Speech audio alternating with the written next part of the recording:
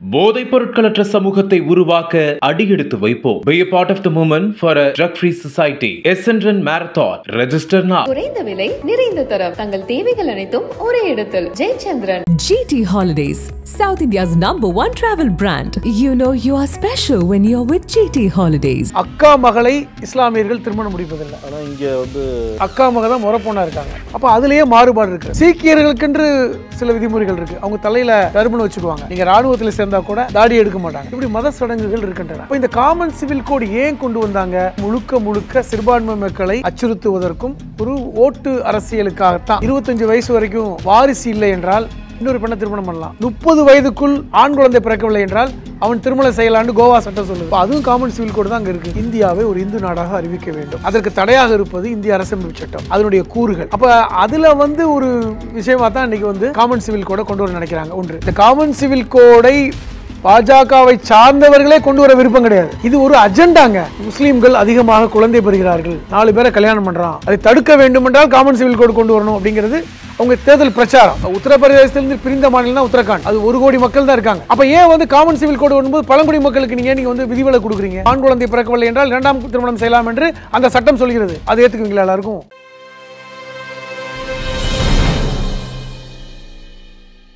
நக்கீரன் நேயர்களுக்கு வணக்கம். இன்று நம்முடன் கருத்துக்களை பகிர்ந்து கொள்ள இணைந்திருக்கிறார் மனிதநேய மக்கள் கட்சியின் மாநில அமைப்பு செயலாளர், எழுத்தாளர் புதுமடம் ஹலீம் அவர்கள். வணக்கம் சார். வணக்கம். உத்தரகாண்ட் அதில் பாஜக ஆட்சி நடக்கிற அந்த மாநிலத்தில் பொது சிவில் சட்டம் அமலுக்கு வந்திருக்கு அப்படின்னு சொல்கிறாங்க. இப்போ பாஜக ஆட்சிக்கு வந்தால் பொது சிவில் சட்டம் அமல்படுத்தப்படும் அப்படின்னு ஏற்கனவே சொல்லியிருந்தாங்க.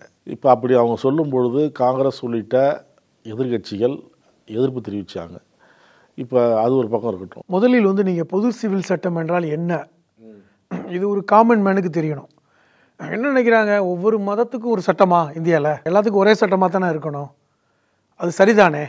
பாஜக கொண்டு வர சட்டம் சரிதானே? இந்தியன் என்றால் இந்தியாவுக்கு எல்லாத்துக்கும் ஒரே சட்டம் தானே. பொது சிவில் சட்டம்னா ஆளாளுக்கு ஒரு சட்டம் இருக்கு போல அப்படின்னு நினைக்கிறாங்க. முதலில் இந்தியாவில் இருக்கின்ற இந்திய தண்டனை சட்டங்கள் இருக்குது, சிவில் சட்டம்னு ஒன்று இருக்குது. இப்போ இந்திய குற்றவியல் சட்டங்கள் எல்லாமே இந்தியா எல்லாருக்கும் பொதுவானது தான்.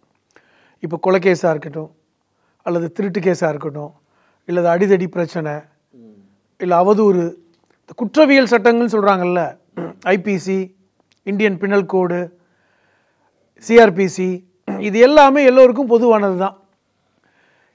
இந்த சிவில் சட்டத்தில் தான் மாறுபாடுகள் இருக்கின்றன. சிவில் சட்டம்னா என்னென்ன? திருமணம், விவாகரத்து, சொத்து உரிமை பிரச்சனை, தத்தெடுப்பது, ஜீவனாம்சம், இந்த 4 தாங்க. திருமணம், விவாகரத்து, சொத்துரிமை, வாரிசு பிரச்சனை, தத்தெடுப்பது, இந்த டிஸ்பியூட், இதுதான் சிவில். உங்களுக்கு நல்லா தெரியும். இப்போ திருமணம் சம்பந்தப்பட்டது, தத்தெடுப்பது, வாரிசு பிரச்சனையெல்லாம் எதோட உள்ளுக்குள்ள இருக்குது? மதத்தோட தொடர்புடையது தான். ஒவ்வொரு மதத்துலையும் கல்ச்சர் இருக்கிறது. இப்போது திருமணம் முடிக்கிற விதத்தில் கூட ஒவ்வொரு மதமும் ஒரு விதமான சடங்குகளை செய்கிறாங்க. யாரை திருமணம் பண்ணணும் பண்ணக்கூடாதுன்னு கூட இருக்குது. இப்போ இஸ்லாமியர்கள் கூட யாரை திருமணம் பண்ணணும் பண்ணக்கூடாது. அது உறவு முறை கூட. அக்கா மகளை இஸ்லாமியர்கள் திருமணம் முடிப்பதில்லை. ஆனால் இங்கே அக்கா மகளை கல்யாணம் பண்ணி அக்கா மக தான் முறப்பொண்ணா இருக்காங்க, ஒரு உதாரணத்துக்கு தான். அப்போ அதுலேயே மாறுபாடு இருக்கிறது. அப்போ திருமணம், விவாகரத்து பண்ணுவது அல்லது ஜீவனாம்சம், இந்த சொத்துரிமை, வாரிசு எல்லாமே மதத்தோட தொடர்புடையதாக தான் நம்ம பார்க்கப்படுது. இந்தியாவில் பல்வேறு மதங்கள், பல்வேறு கலாச்சாரங்கள் இருக்கின்றன. இதை நம்ம காமன் படுத்துறதுனால என்ன லாபம்? இதை யாராவது ஒரு மதக்காரங்க எங்களுக்கு இதை மாற்றுங்கன்னு கேட்டாங்களா? கேட்கல. என்ன சொல்கிறாங்க? அதாவது பெண்களுக்கான எம்பவர்மெண்ட், சம உரிமையை கொடுக்கணும்னு நினைக்கிறோம், அதனால காமன் சிவில் கோட். நான் என்ன சொல்கிறேன், இந்து மதத்திலே பார்த்தீங்கன்னா ஒரே மாதிரி இருக்கா? இப்போ இந்து மதத்திற்குள்ளே பல்வேறு கலாச்சாரம் இருக்குது. இப்போ நீங்கள் உத்தரகாண்டில் இந்த காமன் சிவில் கோடை கொண்டு வந்திருக்காங்கல்ல, அதை அங்குள்ள பழங்குடிகளை தவிர்த்து தான் கொண்டு வந்திருக்காங்க. பழங்குடிகளுக்கான அவர்களுடைய பழக்க வழக்கத்திற்கு இந்த சிவில் கோடு ஒத்து வராது, அதனால் அதை நாங்கள் சேர்க்கலை அப்படின்னு சொல்லிட்டு கொண்டு வராங்க. அப்போ ஏன் அவங்கள சேர்க்கலை? சீக்கியர்களுக்கென்று சில விதிமுறைகள் இருக்குது. அவங்க தலையில் டர்பன் வச்சுக்குவாங்க. நீங்கள் இராணுவத்தில் சேர்ந்தால் கூட தாடி எடுக்க மாட்டாங்க, காவல்துறையில் கூட தாடி எடுக்க மாட்டாங்க. அதே மற்ற மதத்தினர் நீங்கள் தாடி வைக்க முடியாது, அவங்க கத்தி வச்சுக்கலாம். இப்படி மத சடங்குகள் இருக்கின்றன. இப்போ இந்த காமன் சிவில் கோடு ஏன் கொண்டு வந்தாங்க அப்படி என்றால், இது குறிப்பாக முழுக்க முழுக்க சிறுபான்மை மக்களை அச்சுறுத்துவதற்கும் ஒரு ஓட்டு அரசியலுக்காகத்தான். பாஜகவுடைய இந்த காமன் சிவில் கோடு என்பது ஒரு அஜெண்டாவாகத்தான் இருக்குது. அதனை நிலைநாட்டுவதற்கு உத்தரகாண்டை தேர்ந்தெடுத்திருக்காங்க. இன்றைக்கி 17 மாநிலங்களில் பாஜக ஆளுது. ஏன் வெறும் உத்தரகாண்டை மட்டும் அமல்படுத்துகிறாங்க? 17 மாநிலங்களில் பாஜக தானே ஆளுறாங்க. நீங்கள் வந்து இந்தியா முழுவதும் இன்றைக்கி வந்து காமன் சிவில் கோட் கொண்டு வர முடியாது. மைனாரிட்டி கவர்மெண்ட்டு அவ்வளோ சீக்கிரம் பாராளுமன்றத்தில் சட்டம் கொண்டு வர முடியாது. ஆனால் பாஜக 17 மாநிலங்களில் உத்தரகாண்டை போன்று பெரும்பான்மையோடு ஆட்சி செய்கிறாங்களே, ஏன் கொண்டு வர முடியல அப்படிங்கிற கேள்வி இருக்குது. இன்னொன்று சொல்கிறாங்க, ஏற்கனவே கோவாவில் காமன் சிவில் கோடு இருக்குது. 1967 காமன் சிவில் கோடு இருக்குது. அப்போ அதெல்லாம் இருக்குது தானே. கோவாவில் காமன் சிவில் கோடில் அங்கே அதுலேயே ஒரு சரத்து இருக்கிறது. அங்கே ஒரு ஆண் வந்து 25 வயசு வரைக்கும் வாரிசு இல்லை என்றால் இன்னொரு பெண்ணை திருமணம் பண்ணலாம். அவங்க சட்டம் 30 வயதுக்குள் அந்த ஆணுக்கு வாரிசு இல்லை, ஆண் குழந்தை பிறக்கலை, பெண் குழந்தை பிறந்துருச்சு, ஆண் குழந்தை பிறக்கவில்லை என்றால் அவன் திருமணம் செய்யலான்னு கோவா சட்டம் சொல்லுது. அப்போ அதுவும் காமன் சிவில் கோடு தான் அங்கே இருக்குது. அப்போ ஏன் கொண்டு வர்றாங்க அப்படி என்றால், கடந்த 10 வருடங்களாக பாஜக செய்கின்ற பிரச்சாரத்தில் ஒன்று, சிறுபான்மை மக்கள் வந்து நிறைய குழந்தைகளை பெற்றுக்கிறாங்க, 4 கல்யாணம் பண்ணிக்கிறான், அதுக்கு அவர்கள் மதம் அனுமதிக்கிறது. அப்போ அதனால் பெண்களுக்கு வந்து எம்பவர்மெண்ட் இல்லை, பெண்கள் ஏமாற்றப்படுகிறாங்க அப்படின்னு. ஆனால் இந்தியாவில் இருக்கின்ற சர்வே எடுத்துக்கொண்டால் 1க்கும் மேற்பட்ட திருமணம் செய்தவர்கள் எண்ணிக்கையில் இஸ்லாமியர்கள் குறைவாக இருக்கிறார்கள் என்பது சர்வே. இப்போ நீங்கள் தமிழ்நாட்டில் எடுத்துக்கங்க, நம்ம காமன் சிவில் கோடா வச்சுருக்கோம். பெண்கள் எம்பவர்மெண்ட்டில் தமிழ்நாடு இந்தியாவில் முன்னணி மாநிலம். பெண்கள் முன்னேற்றத்தில் முன்னணி மாநிலம் தமிழ்நாடு. நம்ம எப்படி கொண்டு வரோம் அதை? ஒன்று. இரண்டாவது, இப்போ ஏன் உத்தரப்பிரதேசத்தை சூஸ் பண்ணுறாங்க? உத்தரப்பிரதேசத்தில் 14 லட்சம் முஸ்லீம்கள் இருக்காங்க. அங்கே வந்து பெரும்பான்மையானவர்கள் இந்து உயர்ஜாதியை சார்ந்தவர்கள் தான். அப்போ அங்கே வந்து பார்த்திங்கன்னா முழுக்க இந்தியும் சமஸ்கிருதமும் பேசக்கூடிய ஒரு மாநிலம். அரசு மொழியே சமஸ்கிருதம் இருக்கிறது. அங்கே ஒரு பரிச்சாத்த முறையில் நாங்கள் வந்து வெற்றி பெறுவதற்காக என்னென்னா, அங்கே வந்து பார்த்திங்கன்னா பெரிய அளவில் வந்து இது இல்லை, அந்த ஜாதி அடுக்குகள் இல்லை உத்தரகாண்டில். அங்கே எளிதாக வந்து இதை வந்து அமுல்படுத்த முடியும். அப்படி அமுல்படுத்தி விட்டால் பாருங்கள், நாங்கள் உத்தரகாண்டிலே அமுல்படுத்திட்டோம், மற்ற மாநிலங்களில் செய்வோங்கிற ஒரு பரிச்சாத்த முறையில் உத்தரகாண்ட் எடுத்திருக்காங்க. சரி, ஏன் நீங்கள் வந்து உத்தரகாண்டில் இருக்கின்ற 5 விழுக்காடு பழங்குடி மக்களை எக்ஸ்க்ளூசிவ் கொண்டு வரீங்க? பழங்குடி மக்கள் ஏற்றுக்கொள்ளலைல, இந்த நாங்கள் ஏற்றுக்கொள்ள மாட்டோம்னு சொன்னதுனால உங்களுடைய ஓட்டு வங்கி பாதிக்குங்கிறதுக்காக 5 விழுக்காடு பழங்குடி மக்களுடைய வாக்கு நமக்கு வரணுங்கிறதுக்காக அவர்களை நீங்கள் விதிவிலக்காக வைத்து விட்டு ஏன் கொண்டு வரீங்க? இன்றைக்கி அங்கே 2 லட்சத்துக்கு மேற்பட்ட சீக்கியர்கள் இருக்காங்க, அவங்க எதிர்ப்பு தெரிவிச்சிருக்காங்க. சீக்கியர்களும் இந்து சமூகத்தில் ஒரு அங்கம் இருந்தாலும் அவருடைய கஸ்டம்ஸ் வேறு இல்லையா, அவருடைய பழக்க வழக்கங்கள் வேறு. இப்போ அவங்க ஒரு போர்க்கொடி தொடக்கியிருக்காங்க. இப்போ இது எல்லாமே முழுக்க ஓட்டு வங்கிக்காக கன்சால்டேஷன், ஓட் கன்சால்டேஷனுக்காக கொண்டு வரப்பட்ட ஒரு இதுதான், வேறு ஒன்றுமே இல்லை. இன்னும் சொல்ல போனால், இந்த காமன் சிவில் கோடை ஆரம்பத்தில் எதிர்த்தவர்கள் இதே இந்துத்துவவாதிகள் தான். அவங்க என்ன சொல்கிறாங்க, இந்த காமன் சிவில் கோடை முதலில் கொண்டு வர நினைத்தவர் அண்ணல் அம்பேத்கர், அதற்கு எதிராக எல்லாரும் இருக்கீங்க. அம்பேத்கர் கொண்டு வர நினைச்சாரு 1951 அவர் வந்து இதை வந்து கொண்டு வருவதற்கு முன்மொழிந்தார். அப்பொழுதும் காங்கிரஸார் தான் எதிர்த்தாங்க அப்படின்னு. ஆனால் உண்மையில் அண்ணல் அம்பேத்கர் இந்த காமன் சிவில் கோடை தான் கொண்டு வந்தாரா அப்படிங்கிற கேள்வி இன்றைக்கி எழும்புகிறது. ஏனென்றால் அவர் சட்ட அமைச்சராக இருக்கும்போதும் சரி, அதற்கு முன்பும் சரி, அவர் இந்து மதத்துக்குள் ஒரு கோட் ஆஃப் ஹிந்து பில் கொண்டு வர நினைச்சார். இப்போது இந்து மதம் என்றால் கூட இந்து மதத்துக்குள் 4000 வித்தியாசங்கள் இருக்கின்றன, 400க்கும் மேற்பட்ட பர்சனல் லாஸ் இருக்கின்றன, சடங்கு சம்பிரதாயம் மாறுபடுகிறது, உயர் ஜாதிக்கென்று ஒரு சம்பிரதாயம் இருக்கிறது, விளிம்பு நிலை மக்களுக்கு ஒரு சம்பிரதாயம் இருக்கிறது.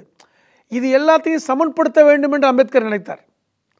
அவர் கொண்டு வர நினைத்தது அதுதான். எப்படின்னா, இந்து சமூகத்திற்குள், இந்து மதத்திற்குள் ஒரு கோட் ஆஃப் இந்து பில், முதல்ல அதில் ஒரு காமன் சிவில் கோட் கொண்டு வரணும் அப்படின்னு கொண்டு வந்த பொழுது அதை எதிர்த்தவர்கள் இதே இந்து மகா சபையை சார்ந்தவர்கள்.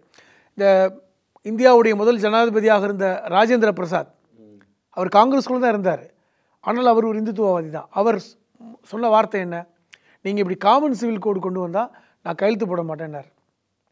யாருமே ஏற்றுக்கல. அப்போ அம்பேத்கர் கொண்டு வர நினைத்ததே நீங்கள் கொண்டு வரல.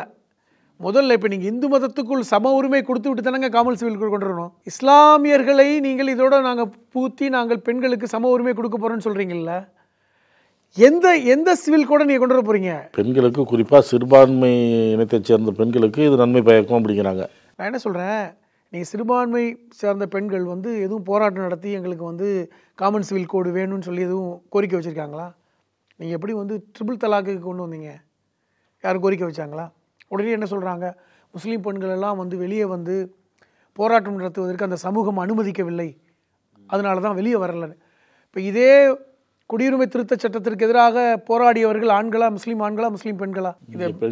பெண்கள் வந்து ஷஹீன்பாக் போராட்டத்தை முன்னின்று நடத்துனாங்களே, அப்போ எந்த சமூகம் தடுத்துச்சு? அப்போ அவர்கள் நினைத்தால் வந்து போராட்டத்துக்கு வர முடியும்ல. அப்போ ஒரு சமூகம் சார்ந்து இப்போது இந்திய அரசமைப்பு சட்டம் ஆர்டிகல் 25, ஆர்டிகல் 26, 27, 28 இந்த 4 பிரிவுகளுமே மத சுதந்திரத்தை முழுமையாக சொல்கின்ற ஒரு சட்டம். நீங்கள் எந்த மதத்தை வேணாலும் பின்பற்றலாம். மதம் என்றால் வெறுமனே கடவுள் நம்பிக்கை மட்டும் இல்லைங்க, அந்த கஸ்டம்ஸ், அதாவது அந்த சம்பிரதாயங்கள். மதத்தோடு தொடர்புடையது தான் திருமணம், மதத்தோடு தொடர்புடையது தான் வந்து விவாகரத்து, மதத்தோடு தொடர்புடையது தான் வந்து வாரிசு பிரச்சனை, சட்டம், சொத்து பிரச்சனை, எல்லாமே மதத்தோடு தொடர்புடையது தான். அப்போ ஒரு மதத்தை நீங்கள் பின்பற்றுவதற்கு இந்திய அரசமைப்பு சட்டம் உங்களுக்கு முழுமையான ஒரு உரிமையை கொடுத்து விட்டு, இப்போ வந்து நீங்கள் அந்த அரசமைப்பு சட்டத்தின் ஒரு கூறுகளாக இருக்கின்ற இந்த 25லேருந்து 28 தூக்கி போட பார்க்குறீங்க, காமன் சிவில் கோடுக்கு வாங்கன்றீங்க. என்ன நோக்கம் என்று தெரியுமா? இவர்களுடைய நோக்கம் என்பது இந்தியாவை ஒரு இந்து நாடாக அறிவிக்க வேண்டும், இந்து ராஷ்டிரமாக. அதற்கு தடையாக இருப்பது இந்திய அரசமைப்பு சட்டம், அதனுடைய கூறுகள். அப்போ அதில் வந்து ஒரு விஷயமாக தான் இன்றைக்கி வந்து இந்த காமன் சிவில் கோடை கொண்டு வர நினைக்கிறாங்க. ஒன்று. இரண்டாவது, அவர்கள் வந்து ஏற்கனவே இந்த மேனிஃபெஸ்டோவில் நாங்கள் இப்படி கொண்டு வருவோம்னு சொன்னாங்க. ஆனால் இந்தியா முழுவதும் கொண்டு வராமல் ஒரு மாநிலத்தில் நாங்கள் பரிசித்து பார்க்குறோன்னு கொண்டு வராங்க. அவங்க நான் நினைக்கிறேன் 17 மாநிலங்களில் பாஜக ஆட்சி செய்கிறதே ஒரே சமயத்தில் நீங்கள் ஏன் 14 மாநிலங்களை கொண்டு வரல? ஒன்று. ஏனென்றால் வாய்ப்பு இல்லை. இப்போ இந்தியா முழுவதும் கொண்டு வருவதற்கு கூட்டணியில் இருக்கின்ற நிதிஷ்குமாரும் ஆந்திராவுடைய முதல்வரும் ஒத்துக்குவாங்களா? தெலுங்கானா முதல்வரும் ஒத்துக்குவாங்களா? அதான் கேட்கணும்னு வச்சேன். இப்போ எதிர்கட்சி நீங்கள் சொல்கிறது ஒரு வகையில் இருக்கட்டும், கூட்டணி கட்சியோட பலத்தோட தானே அவர் இப்போ ஆட்சி அமைச்சிருக்கிறாரு. அது குறிப்பாக நிதிஷ்குமார், சந்திரபாபு நாயுடு. இப்போ அவங்க இந்த இதை கொடுத்து அவங்களுடைய பார்வை என்ன? ஏற்கனவே இந்த காமன் சிவில் கோடுக்கு ஆதரவு இல்லைன்னு நிதிஷ்குமார் சொன்னார், கடந்த முறையும் சொன்னார், இந்த கூட்டணிக்கு சேர்றதுக்கு முன்னாடி சொன்னார். இப்பொழுதும் அவருக்கு ஒன்று அவருடைய ஆதரவு கிடையாது. என்றால் பீகாரில் கிட்டத்தட்ட 24 விழுக்காடு முஸ்லீம்கள் இருக்காங்க. பீகாரில் அவர்களுடைய எதிர்ப்பு வரும் அப்படிங்கிறது இவர் எதிர்பார்க்குறார். அதனால தான் வந்து இந்த வக்ஃப் போர்டு அந்த பில்லுக்கு கூட அவர் பெரிய அளவில் தலை சாய்க்கலை, ஏற்றுக்க மாட்டாங்க. சந்திரபாபு நாயுடு கண்டிப்பாக வந்து தெலுங்கானா அந்த பகுதியில் இருக்கின்ற சிறுபான்மை மக்களுடைய வாக்குகளை இழக்க விரும்ப மாட்டார். அவருமே ஒத்துக்கலை. நான் என்ன சொல்கிறேன், அவர்களை விடுங்கள். பாஜக ஆளுகின்ற 17 மாநிலங்களில் ஏன் கொண்டு வரல ஒரே சமயத்தில்? ஏனென்றால் இந்த காமன் சிவில் கோடை பாஜகவை சார்ந்தவர்களே கொண்டு வர விருப்பம் கிடையாது. இது ஒரு அஜெண்டாங்க. ஏற்கனவே உத்தரப்பிரதேசத்தில் யோகி ஆதித்யநாத்துடைய பிரச்சாரத்தில் முக்கியமாக முன்னெடுக்கப்பட்ட ஒரு விஷயம் என்னென்னா, முஸ்லீம்கள் அதிகமாக குழந்தை பெறுகிறார்கள், 4 பேரை கல்யாணம் பண்ணுறான், அதை தடுக்க வேண்டுமென்றால் காமன் சிவில் கோடு கொண்டு வரணும் அப்படிங்கிறது அவங்க தேர்தல் பிரச்சாரம். அப்போ அதை இப்போ அங்கிருந்த படிப்பறிவு இல்லாத மக்கள், வட இந்தியாவில் இருக்கின்ற மக்களுக்கு நீங்கள் எப்படி கொண்டு போய் சேர்ப்பீங்க? பாருங்கள், நாங்கள் அதை அடக்கிட்டோம். இஸ்லாமியர்கள் காலங்காலமாக வட இந்தியாவில் ஆட்சி செய்தவர்கள். இப்போ முகலாயருடைய ஆட்சி கிட்டத்தட்ட ஒரு 300-400 ஆண்டுகள் ஆட்சி. அதற்கு முன்பும் பார்த்தீங்கன்னா பின்பும் பார்த்தீங்கன்னா கிட்டத்தட்ட ஒரு நீண்ட நெடிய ஆட்சியை செய்தவர்கள்.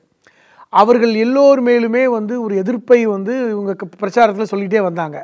அவர்களுடைய நினைவிடங்கள், அவர்களுடைய கல்வெட்டுக்கள், அவர்களுடைய கட்டிடங்கள்லாம் உடைக்கப்படணும், அவர்கள்லாம் வந்தேரிகள், அவர்கள் இந்த நாட்டத்தை சுரண்ட வந்தவர்கள்னு சொல்லிட்டு ஒரு பிரச்சாரத்தை முன் வச்சாங்க.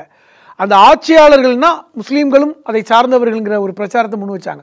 இது எல்லாமே பார்த்தீங்கன்னா போலரைசேஷன் தான், பிரிவினைவாதம் தான். அதை வைத்து தான் வந்து யோகி ஆதித்யநாத் வட இந்தியாவில் வந்து பேசும்போது 80 விழுக்காடு இருக்கின்ற மக்களுடைய வாக்குகள் எங்களுக்கு கிடைச்சா போதுன்னு. எல்லாமே வாக்கு வங்கி அரசியல். இந்த வாக்கு வங்கி அரசியலில் ஒரு முக்கியமான பங்காக காமன் சிவில் கோடை வச்சுக்கிட்டாங்க. அதை விரும்பிலாம் கொண்டு வரலங்க, அதை கொண்டு வரணுங்கிற விருப்பம்லாம் கிடையாதுங்க. இது ஒரு டூல், ஒரு கருவியாக அவர்கள் மக்களை பிரிப்பதற்கு பயன்படுத்தப்படுகின்ற ஒரு டூல். அந்த டூலின் அடிப்படையில் தான் அவர்கள் உத்தரகாண்டில் இதை பயன்படுத்தி பார்க்குறாங்க. ஏன் உத்தரப்பிரதேசத்தில் கொண்டு வரல?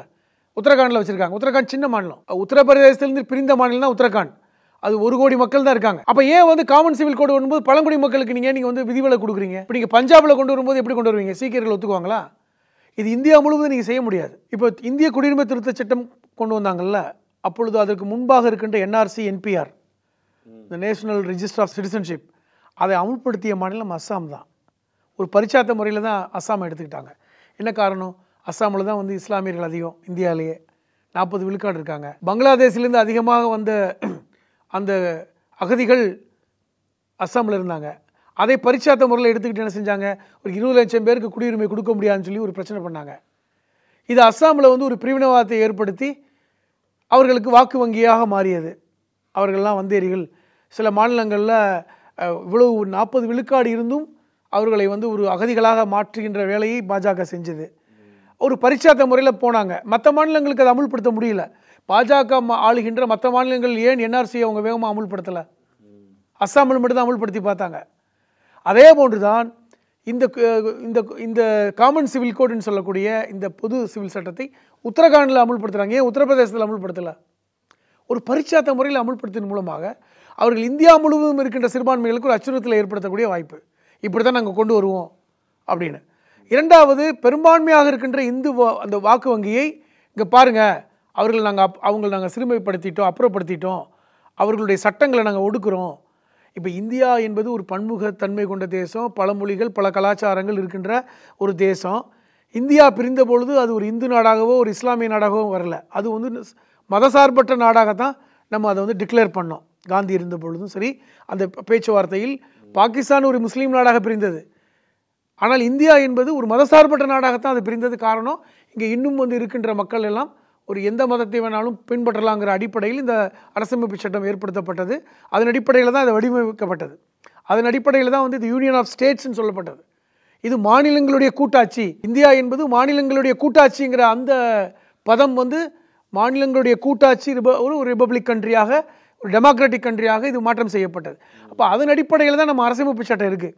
அதை உடைத்தால்தான் அவர்களுடைய இந்த கான்செப்டுக்கு வர முடியும்னா, இதில் இருக்கின்ற கூறுகளை உடைக்கின்ற ஒரு வழிமுறைகளில் ஒன்று தான் இது. அதை உடைச்சி பார்க்குறாங்க, அவ்வளோதான். இப்போ இதில் சொல்கிறாங்கல்ல, இஸ்லாமிய பெண்களுக்கு நாங்கள் வந்து ஒரு எம்பவர்மெண்ட் கொடுக்குறோன்னு, பெண்களை நாங்கள் முன்னேற்றோன்னு. மணிப்பூரில் பெண்கள் ஒரு பெண்ணை நிர்வாணமாக நடத்திட்டு போனாங்களே, அங்கே என்ன எம்பவர்மெண்ட் கொடுத்தாங்க? மணிப்பூரில் சிறுபான்மை சமூக அந்த பழங்குடியை சார்ந்த பெண்ணு ஒரு நிர்வாணமாக அழைத்து செல்லப்பட்ட காட்சியை கண்டு போய் யாருமே ஒன்றும் பேசலையே, பிரதமரே போய் பார்க்கலையே. இப்போ என்ன எம்பவர்மெண்ட் கொடுத்தாங்க? அப்போ தமிழ்நாட்டில் போன்ற மாநிலங்களில் பெண்களுக்கான எம்பவர்மெண்ட் எப்படி வளர்ந்துருக்கு? அவங்களுடைய அந்த புள்ளிவிவரத்தின்படி தமிழ்நாடு போன்ற மாநிலங்கள் இன்றைக்கி பெண்களுடைய முன்னேற்றத்தில் முக்கியமாக இருக்குல்ல. இப்போ எதை வச்சு முன்னேறினாங்க? காமன் சிவில் கோடு தமிழ்நாட்டில் அமுல்படுத்தியிருக்கா? ஒன்று. இல்லை, ஏற்கனவே கோவாவில் வந்து காமன் சிவில் கோடு இருந்தால் கோவாவில் இருக்கின்ற காமன் சிவில் கோடை நீங்கள் இந்தியா முழுவதும் அமுல்படுத்துவீங்களா? அங்கே 30 வயசில் ஒரு ஆணுக்கு வந்து ஆண் குழந்தை பிறக்கவில்லை என்றால் 2ஆம் திருமணம் செய்யலாம் என்று அந்த சட்டம் சொல்கிறது. கோவாவுடைய அந்த காமன் சிவில் கோட் அதை ஏற்றுக்குவீங்களா எல்லாருக்கும்? அப்போ இது மாநிலத்துக்கு மாநிலம், கலாச்சாரத்துக்கு கலாச்சாரம் மாற்றம் இருக்கா? அப்போ கலாச்சாரத்துக்கு ஏற்றது போலதுன்னா திருமணமும் அவங்களுடைய அந்த கஸ்டம்ஸ் இருக்கும். அதுதானே இந்த பர்சனல் சிவில் கோட் சொல்லுது. ஒவ்வொருக்கும் பர்சனல் லா இருக்குல்ல. இப்போ இந்து மதத்திற்குள்ளே நீங்கள் 400க்கும் மேற்பட்ட பர்சனல் லா இருக்கு. அதை ஒழுங்குபடுத்துங்க. அம்பேத்கர் கேட்ட விஷயம் என்ன? முதலில் இந்து மதத்துக்குள் ஒரு காமன் சிவில் கோட் கொண்டு வாங்கன்னு கேட்டார். 1951 அக்டோபர் மாதம் அம்பேத்கர் வந்து ராஜினாமா பண்ணார் சட்ட அமைச்சரை. 400 வார்த்தைகள் கொண்ட ஒரு ராஜினாமா கடிதம் இன்னும் இருக்கிறது. அதில் சொன்ன விஷயம் என்ன? இந்து மதத்திற்குள் ஒரு காமன் சிவில் கோட் கொண்டு வரக்கூட முடியாத சட்டம் இயற்ற முடியவில்லை என்றால் நான் சட்ட அமைச்சராக இருந்து என்ன பயன் என்று கேட்டார். அப்போ அதை சரி பண்ணாமல் நீங்கள் எப்படி காமன் சிவில் கோட் கொண்டு வருவீங்க? அது இன்னொன்றும் அம்பேத்கர் சொன்னார். நீங்கள் வந்து இந்த காமன் சிவில் கோட் விஷயத்தில் முஸ்லீம்களையும் கிறிஸ்துவர்களையும் நீங்கள் ரொம்ப ஃபோர்ஸ் பண்ணீங்கன்னா அது ஒரு பைத்தியகாரத்தனமான அரசு தான் செய்யினார். அதுவும் அம்பேத்கர் சொன்னது தான். அப்போ அம்பேத்கர் சொன்ன விஷயத்தை நீங்கள் எப்படி திரிச்சு சொல்கிறீங்க? அது முக்கியமானது. அப்போ இதுதான் நடைமுறைகள் உண்மையான விஷயமே தவிர இந்த காமன் சிவில் கோடு என்பது நீங்கள் நல்லது செய்கிறதுக்காக கொண்டு வரலை, ஒரு ஓட்டு வங்கிக்காகவும் சிறுபான்மை மக்களை அச்சுறுத்துவதற்காகவும் நீங்கள் கொண்டு வரீங்க அப்படிங்கிறத இன்றைக்கி எல்லா கட்சியும் எதிர்க்கிறோம். இதுதான் காரணம் அப்படின்னு. முதலில் அம்பேத்கர் சொன்ன விஷயத்தை நீங்கள் செயல்படுத்துங்க. இந்து சமூகத்திற்குள் ஒரு காமன் சிவில் கோடு கொண்டு வாங்க, அதுக்கப்புறம் நீங்கள் பொது சிவில் சட்டம் கொண்டு வரலாம் அப்படிங்கிறது தான் நம்முடைய கோரிக்கை. இந்த திட்டம் பொதுவாக பெண்களுக்கு அதிக ஆதரவாக இருக்கக்கூடிய சட்டம் அப்படின்னு மோடி அரசு சொல்லுதுன்னு சொல்றீங்க. அதோட மட்டும் இல்லை, அவர் சொல்றது வந்து சம உரிமை பெண்களுக்கு கிடைக்கும். அது எந்த மதத்தை சேர்ந்த? நான் கேட்குற ஒரே கேள்விதான் சார். இந்து சமூகத்தில் இருக்கின்ற குடும்பவியல் சட்டம் ஒட்டுமொத்த இந்து சமூகத்திற்கும் சம உரிமை கொடுக்கிறதா? என் கேள்வியை கேட்கிறேன். இந்து சமூகத்துக்குள்ளே ஒரு குடும்பவியல் சட்டம் இருக்குல்ல, சிவில்ல, எல்லா சமூகத்துக்கும் சேர்த்து ஒரு குடும்பவியல் சட்டம் இருக்குல்ல, அது எதன் அடிப்படையில் தீர்ப்பு கொடுக்குறாங்க? அது முதல்ல சமமா இருக்கா? உயர் ஜாதி சார்ந்தவர்களுக்கும், விளிம்பு நிலை மக்களுக்கும், பழங்குடி மக்களுக்கும், மலைவாழ் மக்களுக்கும் சட்டம் பொதுவாக இருக்கிறதா? அதை நீங்கள் சமப்படுத்தாமல் எப்படி நீங்கள் மற்ற சமூகத்தை, மற்ற மதத்தை நீங்கள் உள்ள கொண்டு வரீங்க? அதை சமப்படுத்தாமல் நீங்கள் காமன் சிவில் கோட் கொண்டு வருவது என்பது ஒரு கண்துடைப்பு தானேங்கிறது என்னோட கேள்வி. இப்போ இந்தியா கூட்டணியில் உள்ள கட்சிகள் எல்லாமே வந்து இதுக்கு எதிர்க்குது, அப்படிதானே? ஆமாம். திருமணம் செய்யாமல் சேர்ந்து வாழ்கிறாங்கல்ல, அவங்களுக்கும் இந்த சட்டம் பயன்பெறும் வகையில் இருக்கும் அப்படின்னு சொல்கிறாங்களே. என்ன பயன்பெற இருக்கும்? இல்லை, அவங்க வந்து சேர்ந்து மத சார்ந்த குழந்தை பெற்றுக்கலாம். மத சார்ந்த விஷயங்கள்ல அது கிறிஸ்துவ மதமோ இந்து மதமோ இஸ்லாமிய மதமோ திருமணம் செய்யாமல் குழந்தை பெற்றால் அது ஏற்றுக்கொள்வதில்லை. ஆனால் நீதிமன்றங்கள் பல்வேறு சமயங்கள் கொடுத்த தீர்ப்பு என்ன தெரியுமா? லிவிங் டுகெதர் முறையை ஏற்றுக்கொண்டு தீர்ப்பு கொடுத்துருக்காங்க. ஒரு ஆணும் பெண்ணும் விருப்பப்பட்டால் வாழ முடியும், அது சட்டபூர்வமாக அந்த குழந்தையை அங்கீகரிக்க வேண்டும், உறவை அங்கீகரிக்க வேண்டும் என்று உச்சநீதிமன்றம் பல்வேறு தடவைகள் தீர்ப்பு கொடுத்துருக்கின்றன. ஒன்று. இப்போ இந்த காமன் சிவில் கோடில் என்ன கொண்டு வராங்க? லிவிங் டுகெதர் மெத்தடை வந்து ஏற்றுக்கொள்ளவில்லை, ஆனால் அவர்கள் வந்து அதை பதிவு செய்து கொள்ளட்டும், அவ்வளோதான், 6 மாதத்திற்குள் பதிவு செய்து கொள்ளட்டும். பதிவு செய்யாமல் நீங்கள் லிவிங் டுகெதர் முறையில் வாழ்ந்தால் அது நாங்கள் தண்டனைக்குரிய குற்றம்னு, அது ஒன்றும் தவறில்லை, அது உண்மை. ஆனால் நீதிமன்றங்கள் அதற்கு மாற்றமாக தீர்ப்பு கொடுத்துட்டு இருக்கின்றன. அது ஒரு விஷயம். லிவிங் டுகெதர் மெத்தடுக்கு, லிவிங் டுகெதருடைய வாழ்க்கை முறைக்கு நீதிமன்றங்கள் ஆதரவு கொடுத்த தீர்ப்புகள் இருக்கின்றன. ஆனால் இந்த காமன் சிவில் கோடு வந்து என்ன சொல்லுது? அதை பதிவு பண்ணுன்றது. அதில் எங்களுக்கு மாற்று கருத்து இல்லை. நீங்கள் பதிவு இல்லை, அவர்கள் முறையாக திருமணம் செய்து கொள்ளட்டும் என்று தான் நம்ம சொல்கிறோம். முறையாக திருமணம் செய்து கொள்ளட்டும், திருமணம் செய்து பதிவு செய்யட்டும், அதெல்லாம் மாற்று கருத்து கிடையாது. அதிலெல்லாம் எந்த மாற்றம் இல்லை. அதே நேரத்தில் காமன் சிவில் கோடு என்கிற பேரில் மாநிலத்துக்கு மாநிலம் வேறுபாடு இருக்க, அதுவே வந்து ஒரு முரண்பாடு தானே. கோவாவில் இருக்கிற காமன் சிவில் கோடுக்கும் உத்தரகாண்ட் காமன் சிவில் கோடு எது உண்மையான காமன் சிவில் கோட்? அந்த வேறுபாட்டை நீங்கள் எப்படி களைய போறீங்க அப்படிங்கிறது தான் என்னுடைய கேள்வி. கருத்துக்களை பகிர்ந்ததற்கு நன்றி. நக்கீரன் டிவிக்கு சப்ஸ்கிரைப் செய்யுங்கள். உங்கள் ஆதரவே எங்கள் பலம். ஆசிரியர்களுக்கு நண்பனாகவும் மாணவர்களுக்கு ஆசானாகவும் திகழும் தேர்வு வழிகாட்டி. ஒவ்வொரு பாடத்திற்கும் அனுபவமிக்க ஆசிரியர்களின் துல்லியமான தெளிவான விடைகள். CNC இருக்கு, தேர்வு பயம் எதற்கு? இது தீரன் பப்ளிஷிங் ஹவுஸ் விற்பனை வெளியீடு.